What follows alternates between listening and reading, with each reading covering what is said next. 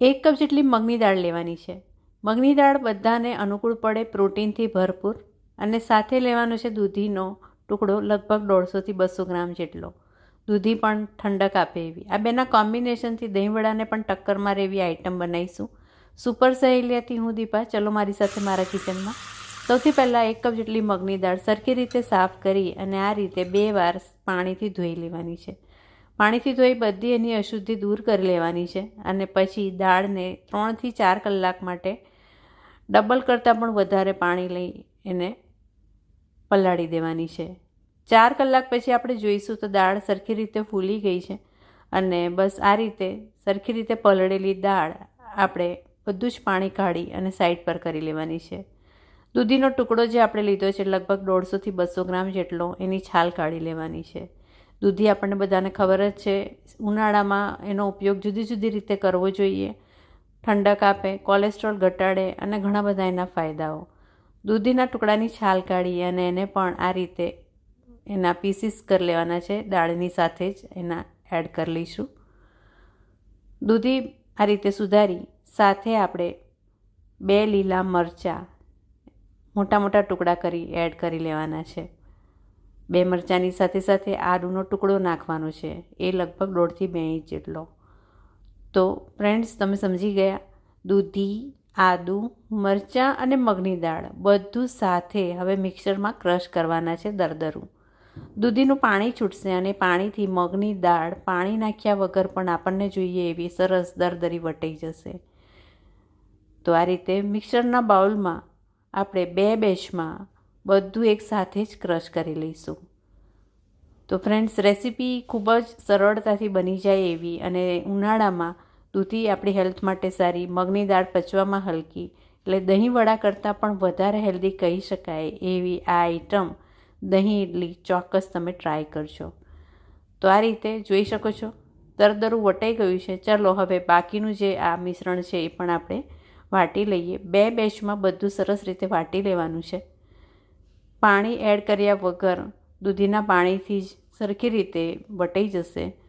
આ કન્સિસ્ટન્સી આપણને જોઈએ આવી રાખવાની છે.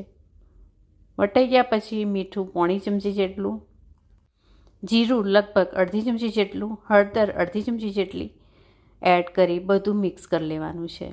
તો તમે જોઈ શકો છો ખીરાની ફાઇનલ કન્સિસ્ટન્સી જેમ આપણે ઇડલીનું ખીરું બનાવીએ છીએ એમ જ એ રીતે બનાવવાનું છે.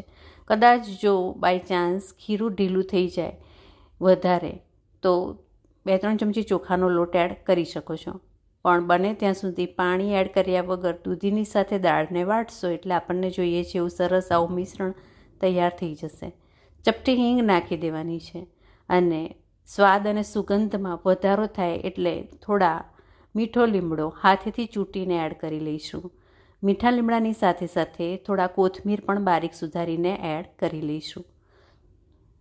તો ફાઇનલી કોથમીર અને મીઠો લીમડો એડ કરીએ એટલે આપણું મિશ્રણ તૈયાર થઈ ગયું છે.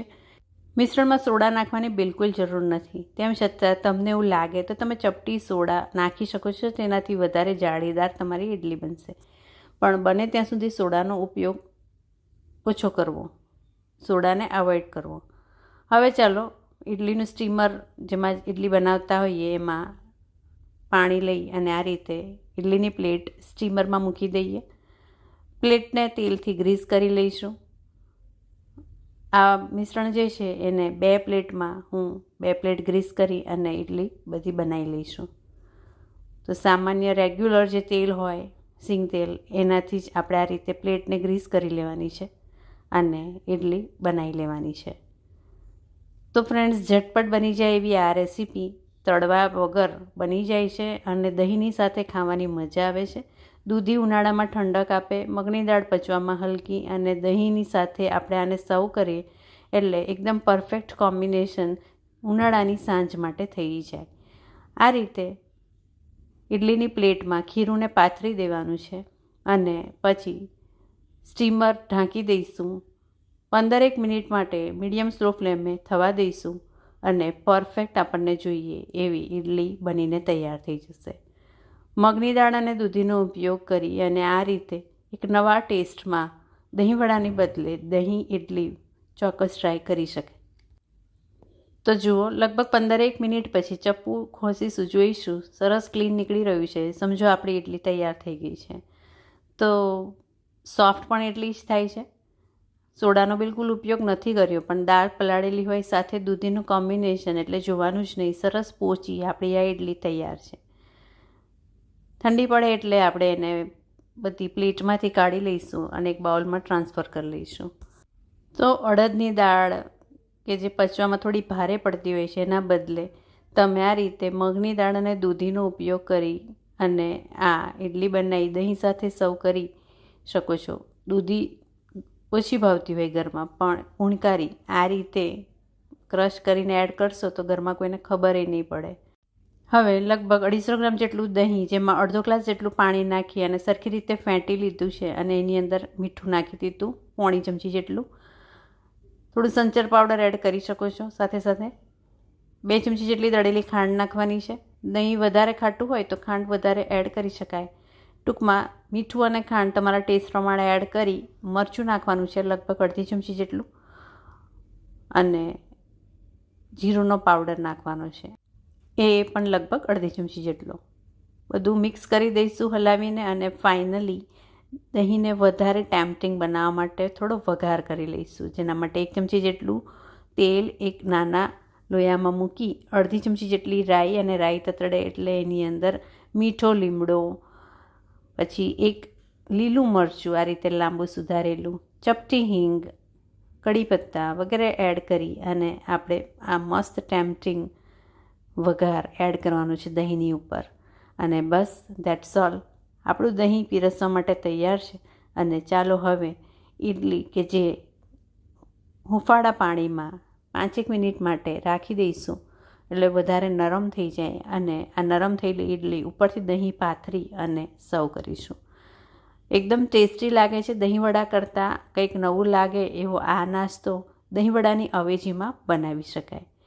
અને ખાસ કરીને અડદની દાળ ન ખાવાની હોય તો એના બદલે મગની દાળ અને દૂધીનો ઉપયોગ કરી વધારે હેલ્ધી આ દહીં ઇડલી બનાવી એન્જોય કરો.